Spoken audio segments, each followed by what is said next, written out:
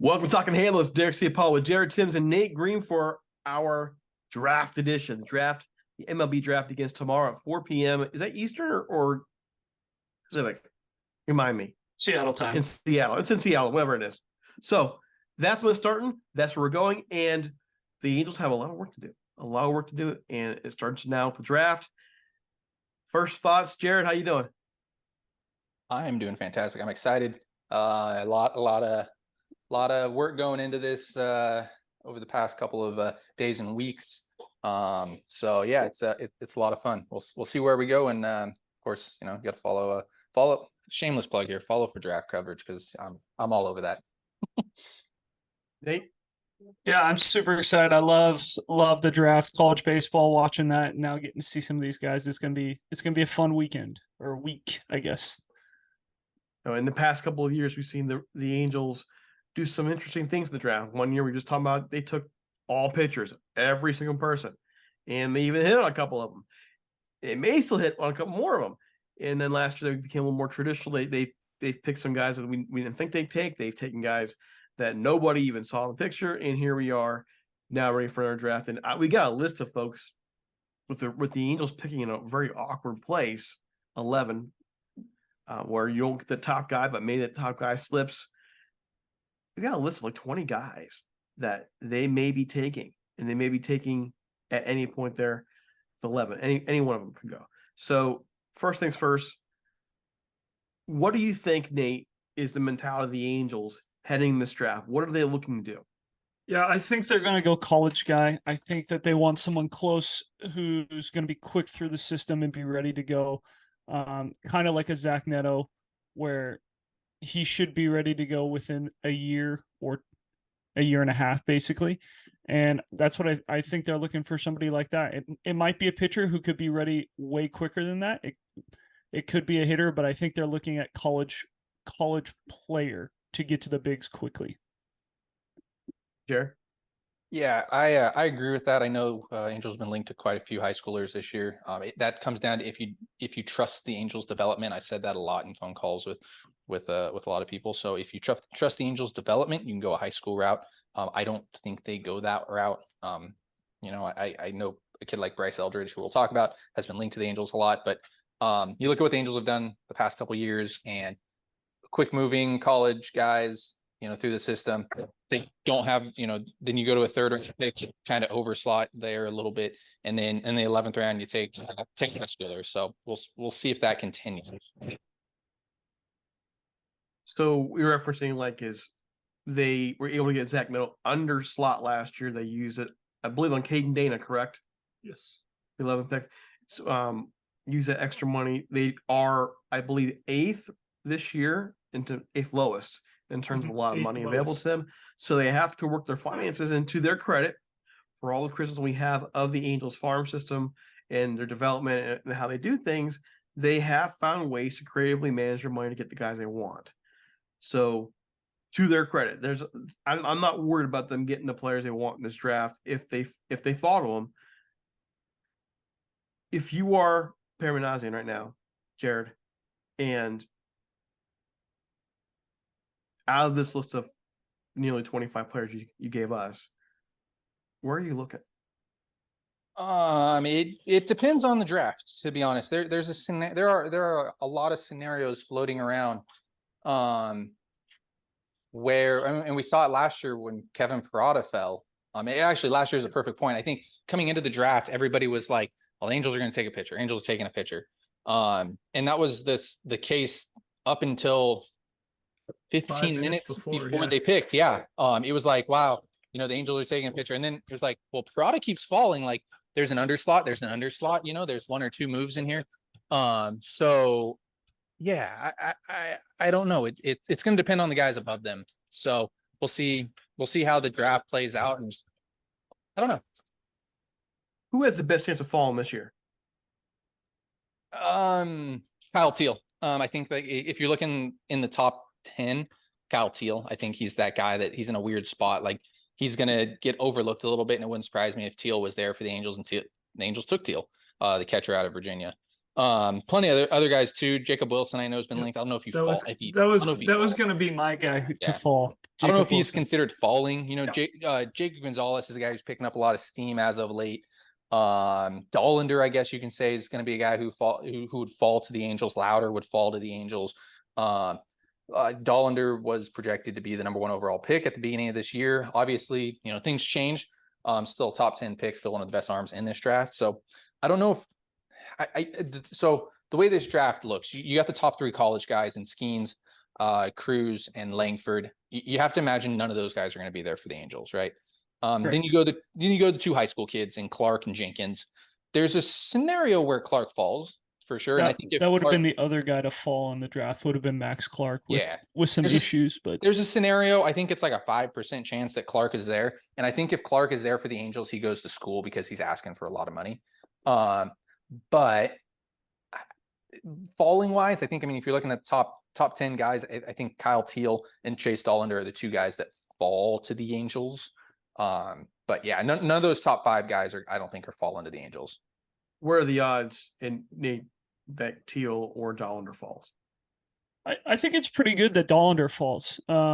Teal, I don't think he falls because he is such a quality college bat. I don't think he's going to fall too much. You've seen him as high as 5 and as low as 8 or 9. So I don't see Teal falling. Obviously, he could. I'm not saying that he couldn't. I just think with what he's done, his production, his hit tool, and everything like that, I don't see him falling to the Angels. That I think it's probably about a 5%, 10% chance. Dollander, I think, has a good chance to fall because depending on how teams rank him and Louder, the Wake Forest pitcher, there's a chance that teams are like, you know, we would rather have this high school kid, or we'd rather have Louder, and all of a sudden Dollander falls. I think, yeah, and money's going to be a big thing with Dollander as well. I could see Dollander, like, that's probably a 50-60% chance Dollander's there for the Angels at 11. You look at if Dollander falls, will you take him? Absolutely, 100%. He's a guy who's going to move quick through the system. He's a starter until proven otherwise. It's not a Sam Bachman where it's like he's probably a reliever. You know, he's got a chance to start. You know, but he's probably a reliever. It's flip-flopped that way. I think Dollander has a better chance to start than he is a reliever. However, you're getting a damn good reliever if he is a reliever too. Back to like the money situation though. You start looking at that side of stuff in the Oakland A's range, maybe the Twins range. The Twins could go under slot there. I think Oakland is the first team to, you know, probably pick. If it comes down to Minnesota can underslot. I think Oakland takes probably one of those high schoolers. Cincinnati's looking probably pitching, so Louder or Dollander, and that at that point. Kansas City, if you look at their track records, more of a high school prep side of stuff. So you think that they go that way, but if somebody does fall to them, Meyer would be the guy. Noble Meyer makes a lot of sense there. Colorado has picked my guy, the guy that I've wanted in each of the past 8 drafts. So I'm kidding there, but Dollander. There's a chance Dollander goes there as well. He fits the mold.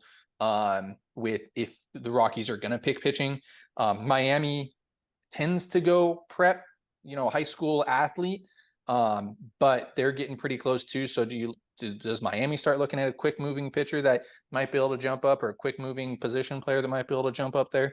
And then you have the Angels. So there are a lot of questions. There's a lot of different routes that this draft goes, and it's going to end up coming down to money, because we saw it a lot last year where somebody is going to get underslotted and early because, you know, Pittsburgh has done it before where they took Henry Davis, they underslotted him, then they went and they took 2 other first round guys in the 2nd and 3rd round, and Bubba Chandler and I'm trying to think of who else went in that draft, but that was a really freaking good draft. Solamento? Was that Anthony Solamento draft? Yeah, Solamento might have fell there too to him. And they went really underslot with Davis, and then went overslot with Bubba Chandler and Solamento, and it was like, wow, that's you just got 3 you know, top 20 guys with your money. So there's always that, you know, like you're going to have a lot of deals that take place before the draft. And it's like I said, nobody really knows what's going on.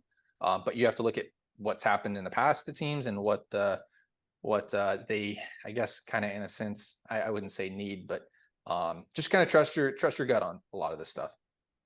It seems that the Major League Baseball draft is much more of a crapshoot than, say, the NBA draft, and definitely the NBA draft, the NFL draft. in that you're taking from schools across the country, rosters that are 26, 27 deep. You're taking from high school, which those programs aren't doing for the most part. What helps a team set themselves apart in the draft, knowing that this player pool is bigger and it's much more of a crapshoot? Money. money. Absolutely. You know, that's something that the Angels don't have a lot of right now in this draft because they signed Tyler Anderson. They lost a 2nd-round pick. A lot of people look at that as like, oh, they lost a pick. You got to look at it as they lost money. You know, the Angels lost $1 million in money. They could have overslotted in the first round. They could have, you know, done something a little bit different. You know, you can talk to guys and see if they'll go in the 3rd round, you know, overslot a high schooler in the 3rd. You know, overslot somebody in the 2nd because they got that money. Like there's so many different things that could happen. But it comes down to money a lot of times, you know, where it doesn't come down to that with football or basketball, as well as I feel like there's so much more scouting that goes on. I feel like football and basketball is so much easier to scout than baseball. You got guys that have to go through the minors. And you got guys that are, you know, 5th, 6th, 8th, 20th rounders that make the pros. Like that doesn't happen in any other drafts, you know? So I like to think about it a little bit more of like the NHL draft in a sense, you know, where you got guys that have to go through the minors. You're drafting these young kids. How are they going to develop? How are they going to grow? Are they going to get bigger? Are they going to throw harder? You know, hockey, are they going to hit harder? Are they going to, you know, get faster? So yeah, I think that it's so tough to draft baseball wise, but that's why it's so important to have good scouts. And that's something, you know, that the Angels have gotten, you know, a little bit better on in the past years. So Nate, it's you're the general manager. I've already asked Jared, who are you taking? I'm praying that Jacob Gonzalez falls. That's one of my favorite players in the draft. I've been on this guy for a long time. Obviously, you know Skeens and Cruz are going 1, 2. You know Langford's going in the top 5, so you're not worried about those guys. But once you get into that, you know, right after that high school Jenkins pick, you're probably looking at Clark on. Any of those guys are available. Jacob Gonzalez would be the number 1 guy on my board from that perspective because he can play. He can stick at shortstop. He can move to third base. He can play second base. Like he'll be able to play all 3 infield spots. He should be a quick riser. Doesn't strike out that much. Takes his walks. Hits for power. I don't think there's really anything in his game that you're like super worried about. That's from a position player standpoint. If you're going pitcher, yeah, I'm with Jared where you're hoping Dollander falls. Those are the 2 guys. If both those guys are taken, you're in that awkward spot where you probably are going to do the normal thing of underslot and hope your guy's there in the 3rd and hope somebody's there in the 10th that got passed. But yeah, Jacob Gonzalez is the guy for me. So let me make sure this right. You guys have this list of, you know, 20 players. Okay. That's what you sent me to go through and everything. And yeah, there's really kind of 2 that you're really kind of pinning your hopes on right now. Otherwise they're going to go on their slot. So that's kind of discouraging, like in the sense of it. But with if you're going under slot and those guys are gone, Nate, where are you going? Under slot, I think the way the Angels go, and I don't know if I would go this way, but I think the way the Angels go is I think they go Matt Shaw to Maryland. I think that Jared and I were actually talking about this the other day. He's got a little bit of Zach Neto in him with his swing. He was the Cape Cod Player of the Year last year. That's the guy I think they go with if our guys are taken, which very easily could. That's probably the way they go. Jared? Going back to what you said previously, it's easy to have your heart set on some guys. Like I think I said it a little bit earlier, like Colorado has taken my dude, the guy that I wanted. Like I love Zach Veen. I thought Zach Veen was one of the best players in the draft. A guy I'm trying to think of who the kid was in San Diego that got drafted, and I saw a whole bunch of him. I think he got traded to the Nationals. Who? Oh, I was gonna say, it's James Wood. No, the other kid. I'll remember his name. That's a kid that I had my heart set on. Like Robert Hassel? Yeah, it was Hassel. Hassel was a kid a couple years ago. I was like, dude, this kid's a stud. Like, I really like this kid in high school. You can kind of see the way that I like to go. I prefer that I like the way that Billy drafted the high upside, the guys that you're going to have to develop, and you have a chance to develop, and they have a chance to be superstars. Joe Adele still has a chance to be a superstar. Jordan Adams, he probably isn't going to be a superstar, but he's a stupid good athlete. And that's what the Angels did for quite a few years, was draft really high upside guys like that. On to what you're saying now. Yeah, I mean, my heart's like, I like Jacob Gonzalez. I really do. I like Dollander if he's a starter. I already mentioned it. I don't think the Angels are going prep pitching, but Tommy White, I really like the lefty there.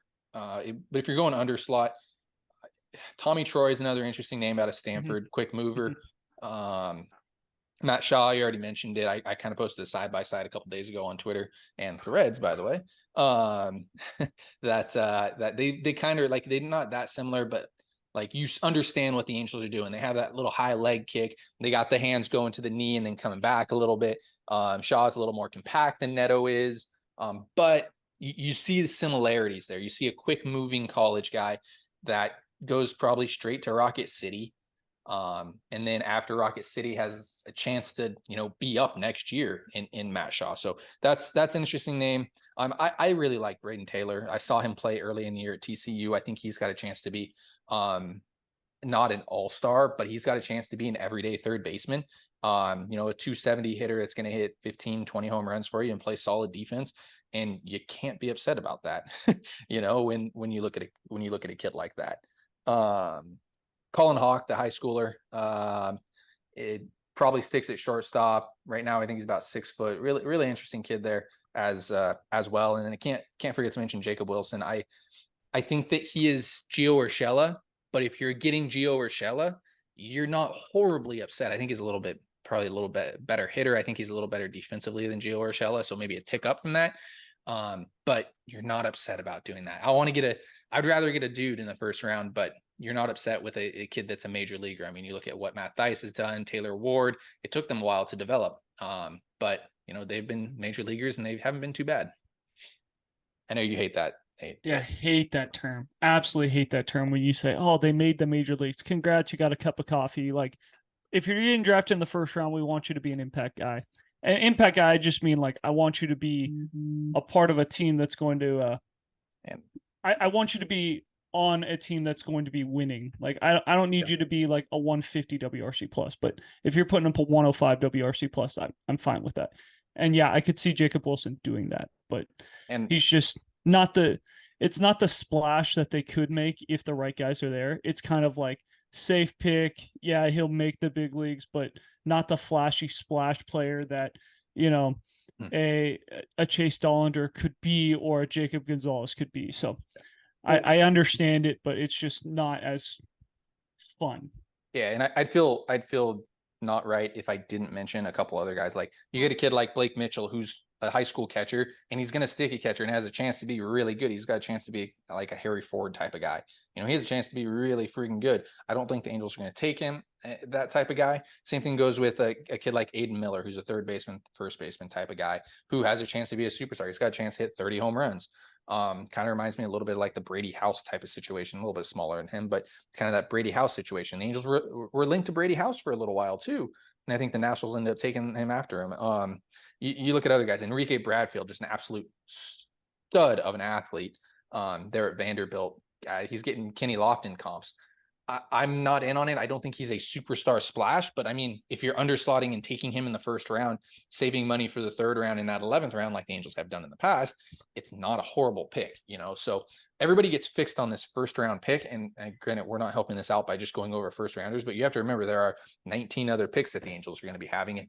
And how many of those guys have been called up and produced at the major league? I mean, Ben Joyce was a third rounder last year, and he's already up and producing at the major league level. So we get fixed on the first round. One other guy I feel like I have to mention as well is Hurston Waldrop. We haven't mentioned him yet. The pitcher out of Florida. I think he's a reliever. It's very Sam Bachman-esque. So that's why he again fits the mold of what the Angels have done in the past. One more guy you've missed. I just We're have to, trying. just because ESPN just mocked him to the Angels, and I think that it's a possibility with where the Angels are headed. Nolan Chanel from FAU, first baseman guy, they list him as a potential corner outfielder. I think he's more of a first baseman, but he raked this year. He could be a quick guy through college bat, and he plays a positional of need. I know we don't draft based on need here, but possible, right? Yeah, Have to bring him up just because he does have some power and he does have a good hit tool. So you never know. dude, I keep forgetting guys too. I'm sorry, Derek. Bryce Eldridge as well. Like two I was way. about to ask about Yeah, it. yeah. I was Bryce about to ask about Eldridge, the two way out of high school. I know Danny Hawkin, announced for the Angels, coach for the Angels, loves the kid. Played on Team USA. I think pitching wise, he has a chance to be a reliever. I think hitting wise, he has a chance to be Cody Bellinger. So he could be a guy who hits 170. He has a chance to be a guy who is an MVP. So it just another high school kid. So if you trust the Angels, their development and everything like that, then it makes a lot of sense. If you don't, then you got to kind of shift away from that. I kind of wonder too how much their process is going based on what they're doing. So let me throw this out there. And again, remember, guys, I'm when it comes to the draft and things, I've been more of a football guy in my life. So these are just questions coming from a different mind. And what the Rams do year in and year out is they draft based on who's leaving. Like, okay, we know we're gonna have holes here, here, and here, so we're drafting now and developing. For the Angels, they have some decisions to make, which we've talked about to the point of just killing a horse coming in July. And let's say they make those decisions where they get some prospects back in that scenario, and if they know they're going to do that,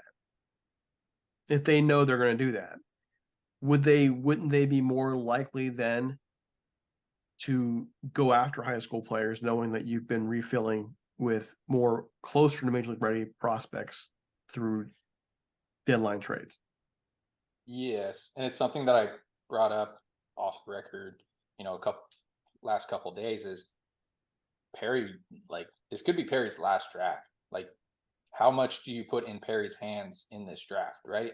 Like as weird as that sounds, like if Shohei gets traded, and we didn't talk about Shohei this entire podcast, so I feel like we have to. If Shohei gets traded, you have to blame somebody, and if the Angels aren't winning, they don't have a winning record, they aren't going to the playoffs.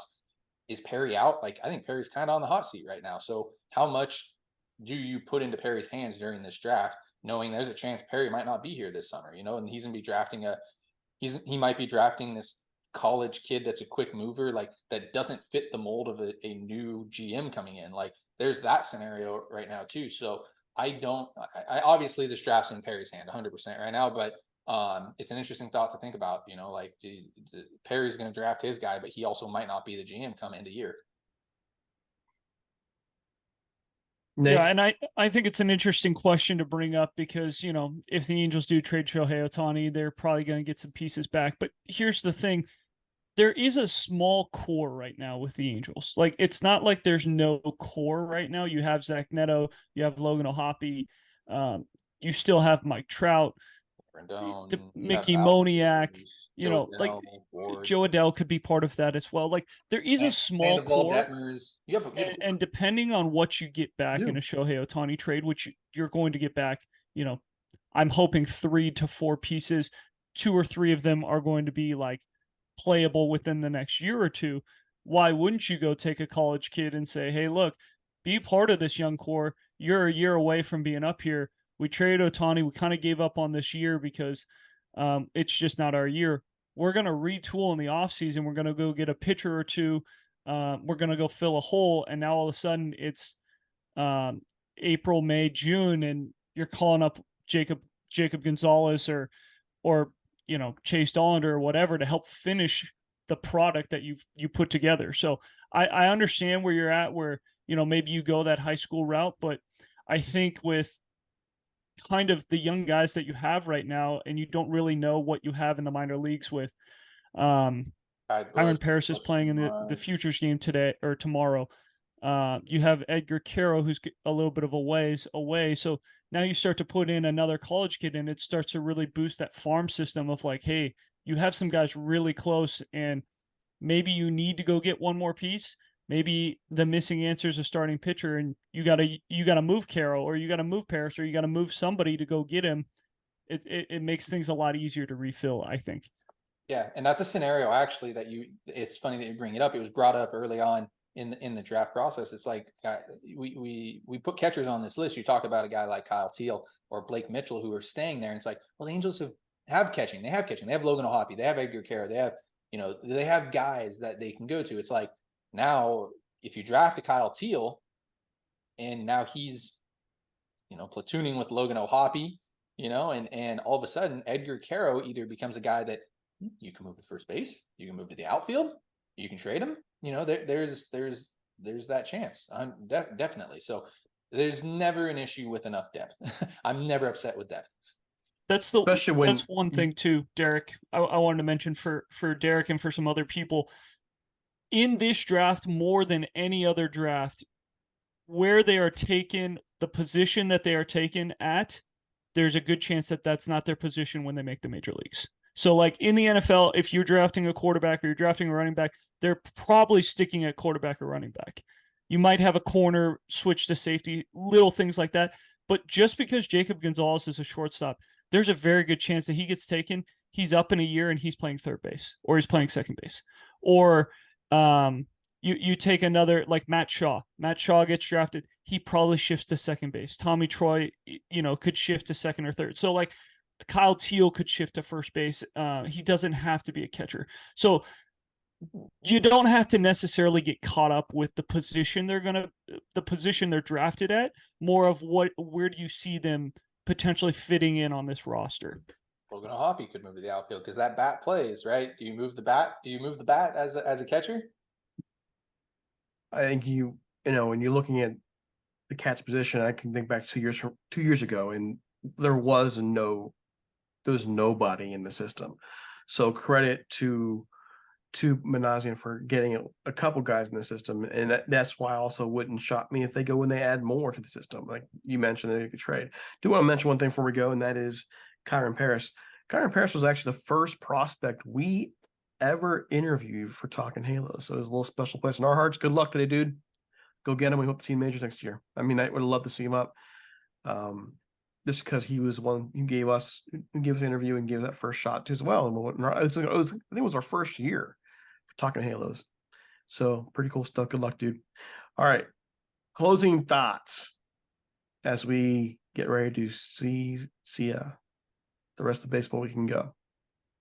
Hey. Just to keep it consistent, how is Tucker Davidson still on this roster? He's got to be cut. Okay. You're going to keep saying that every episode, aren't you? Until he's gone, yeah, pretty much. Jared?